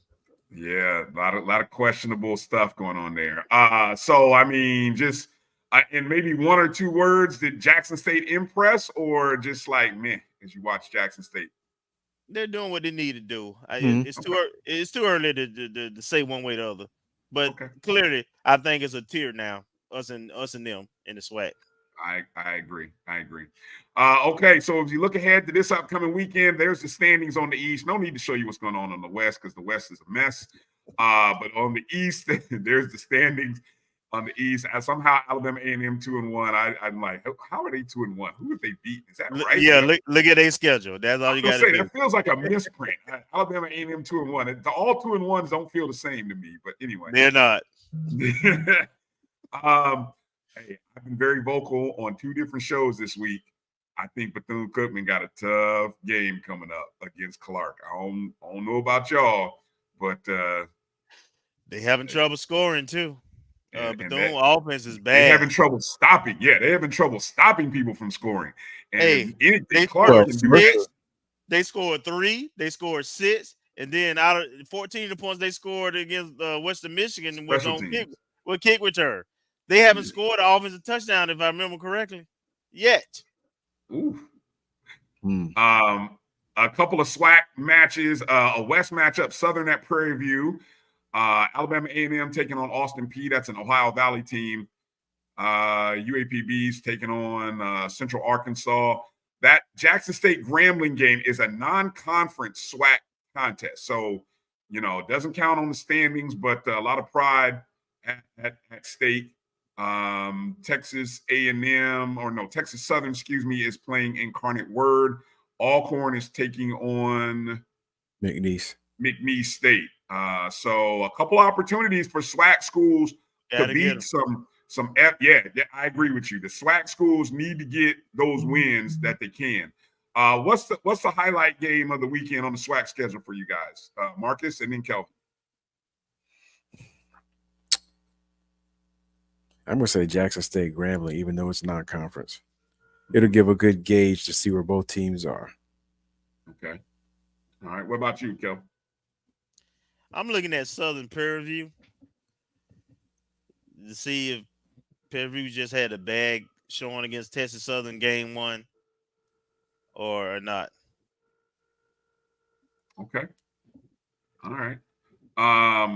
For me, it's the Clark Bethune game because if there's any game that's right for an upset, I mean, we haven't seen a D2 beat a FCS team this year. I mean, we saw it last year when Miles took out Alabama State. I keep telling people, look at hey, I know Theron is in the room, and Theron's been hitting me up. He was like, bet on it. Look, I don't know if you want to give me, I'm not even gonna ask for a full touchdown, Theron. Give me 6 points and we can make something happen because you are an FCS team. So let's keep it 100. So you give me 6 points and then let's talk. You know how to hit me up. Give me 6 points and then let's do something. That's all I'm gonna say. But I got Clark beating Bethune personally in my own poll. Okay. Prediction for this game before we talk about the SWAC Media Day, or I make a mention. What's your prediction, bold prediction, or maybe a score outcome for FAMU Troy? Kelvin? I'm trying not to be a homer. I know it's hard, right? It's hard, with these out-of-conference games. You want to be reasonable. I say Daniel Richardson throws for over 300 yards. Is that bold, though? I mean, he's the second leading passer in the SWAC. Is a FBS team. Oh, okay. All right. That's a good, strong prediction. Marcus, what about you? I predict we get a couple turnovers. I know we've been having a turnover drought, but get a couple turnovers. I mean, that's not really bold, but considering how the start of the season, we're due. Yeah, we are due. Okay. Here's where I'm going to go. In honor of our guest, James Ash, and the defensive line. And I know a lot of people are looking at the defensive line, wondering what they're going to do. And they're wondering about the defensive front seven. I'm going to say that the defense comes up with at least 4 sacks and a forced fumble. So I'm going to even say a forced fumble and recovery. So that's 4. Going, woo. It's called bold predictions. Yeah, you're going bold. Going bold in honor of James and the defensive line. I believe in y'all. I'm going 4 sacks, and I'm going a forced fumble, and a fumble recovery. Because, we've been talking about, we haven't got any turnovers, blah, blah, blah. Okay, I think we get it in this game. And I said from the beginning of the season, this is a winnable contest. So I'm not scared to say, if FAMU can win this game, it'll end up being something like a 28-24 or 27-24 contest in which we win. I think it is possible for us to get a win. So, I mean, I understand it's an FBS, but it. So here's what I would say to that, Bryan, my prediction. Until I see that we fix what we need to fix, I'm not going to predict the victory. But I do think this will be a touchdown game. And if I'm correct that it's a touchdown game, I think they have to beat us by double digits. They have to beat us by 10 or more to win the game. I don't think we lose a 28-21 game. But, like I say, the slow starts concern me until I see so that first quarter tell me a lot. If we ain't behind in the first quarter or ahead in the first quarter, boy, I'm predicting the upset. Yeah, first quarter, watch out. Stay on the lookout. I know I'm thinking because Kelvin is going up to Troy. So all of you Rattlers who will be in Troy, you'll see Kelvin there. I got to stay here. Can't make it to this one. But I'm thinking about doing a watch party. So Those of you Rattlers, I may try to see if I can get a couple other people. I'm gonna find out what Keith is doing, maybe a couple other people, but we might do a watch party. I'm gonna try to finalize that tomorrow, one way or the other, and join us online, and we can all watch this game. It'll be on ESPN Plus. It's a 7 o'clock kickoff Eastern time. Troy is only about less than 3 hours away from Tally, so great opportunities there. Join us if you can't actually make the game, and then we'll all watch the game together. And as we upset Troy, we'll all celebrate together. There you go. We'll do that. So that is what the plans are for the weekend. And we will probably do a pregame show. We talked about doing a pregame show where we maybe go a little more in depth. Might not be able to do a postgame show, but stay tuned. We'll post all of that information. Make sure you're following the ONG Strike Zone, Facebook, Twitter, X, and then pay attention to those tweets as well. Okay, last thing, and then we're out of here. The FAMU women's basketball schedule was actually last Wednesday while we were on the show with Coach Crary. The women's schedule came out, so we didn't get a chance to talk about it. But there's the schedule, the non-conference schedule. Of course, Coach Gordon has already hinted at the November 4th game against Howard. Howard is going to be a contender in the MEAC, so this is a great game right off the rip. And I think it's a solo women's game. I don't think the men are playing behind them. So it's a solo women's game. It's a great opportunity to pack the pit on November 4th. And then what I love about the schedule of the non-conference, guys, we've got so many games in hot spots. Gainesville, right in Tallahassee. I mean, look, this should be happening all the time. We're playing Florida State. The men should be playing. I mean, we should have more of these cross-town contests.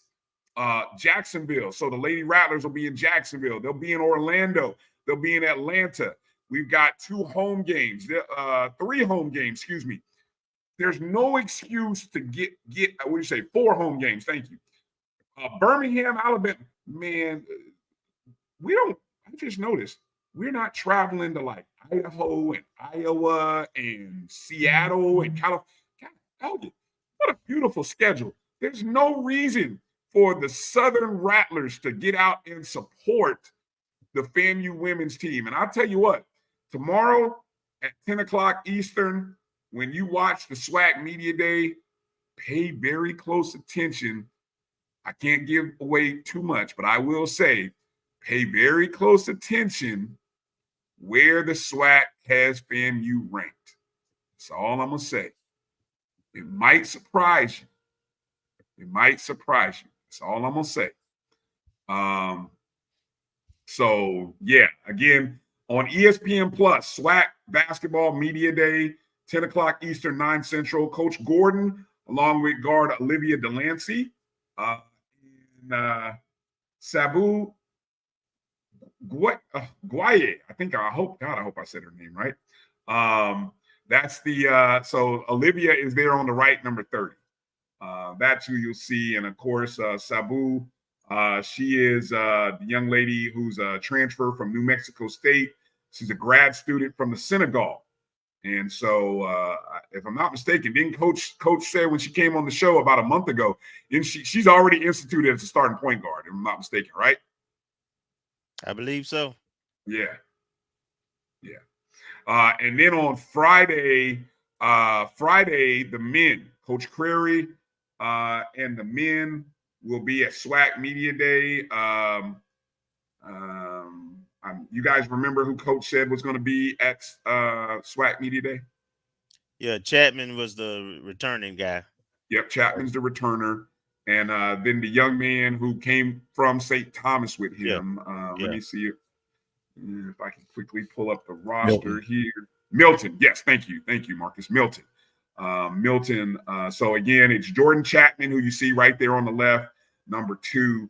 And then Milton Matthews, who came from St. Thomas, also via North Carolina A&T as well. And so those are the 2.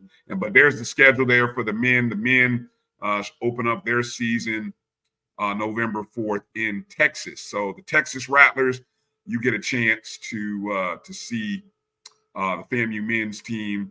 We'll look forward to that stretch when they come and play Gainesville, play Florida. I'll be at that. One of our high school guys is a freshman over at UF, so I'll get a chance to go watch him as well as watch us. So that'll be good.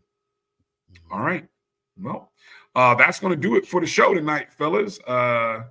Yes, the other show. Thank you. Dr. Lori said the other show is starting at 9. Yes, it is time to get off the air, Doc. That's going to do it for tonight's show. You know, it's hard to finish anything on time with us. That's on me. With you. That's me. That's on me. There you go. Anyway, thank you, Rattler Nation, for watching the show. Any parts of the show you missed, go back and watch via the YouTube. Go back and watch via the BCSN Pod Zone. Any and everywhere that you watch podcasts, that's where you can get it. That's BCSN Pod Zone. And I'm going to get out the way. Thank you to everybody. Thank you, Colonel Patrick. Thank you, James Ash, for joining the show. And Rattler Nation, be safe if you're traveling to Troy. Let's go get a dub. And shout out, make sure you support our volleyball team. And yes, I know, Doc, I'm wrapping it up. All right, long outros. Thank you, Rattler Nation. God bless you. Be well. Let's have a great weekend. Coming up next. Thank you, Dr. Lori. Thank you, Dr. Lori. Coming up next, the BCSN Fan Forum with Roy Evans and Dr. Kenyatta Cavill right here on the Black College Sports Network. Peace out.